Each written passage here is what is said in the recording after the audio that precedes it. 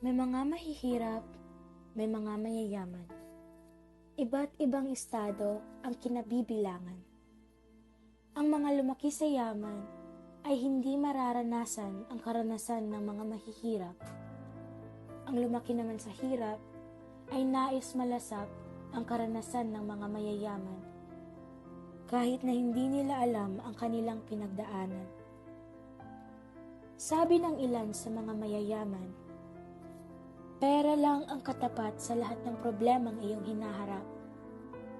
Pero, paano naman sa mahihirap? Dugot pawis nilalahad dahil walang perang maiharap. Ang pagnanakaw ng mga estudyante sa paaralan ay isang isyu na naglalarawan ng mas malalim na suliranin sa ating lipunan, lalo na sa usapin ng kahirapan. Ito ay nagpapakita ng kawalan ng sapat na suporta at oportunidad para sa mga kabataan na nagtutulak sa kanila na gumawa ng hindi tamang paraan upang matugunan ang kanilang pangangailangan.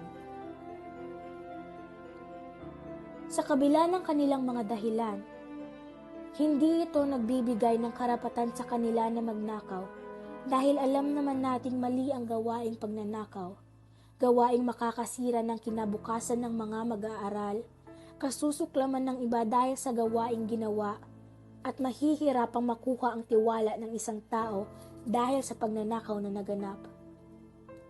Sa halip na maging solusyon ng pagnanakaw, ito ay nagdudulot ng dagdag na problema at panganib.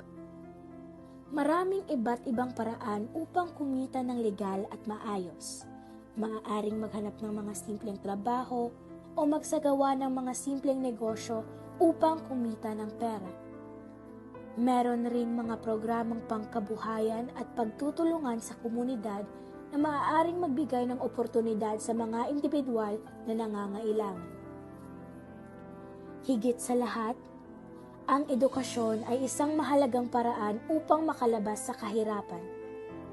Sa pamamagitan ng edukasyon, maaaring magkaroon ng mas magandang oportunidad sa trabaho at mas malawak na kaalaman upang malutas ang mga suliraning pangkabuhayan.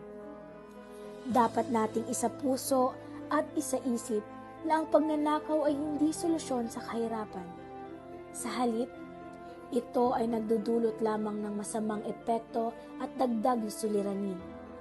Sa tamang edukasyon, oportunidad sa trabaho, at pagtutulungan ng komunidad at pamahalaan, maaari nating malampasan ang hamon ng kahirapan at magkaroon ng mas magandang kinabukasan.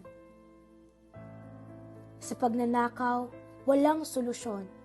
Sa sipag at tiyaga, tagumpay at kaunlaran ang hatid na liwanag sa kadiliman ng kahirapan.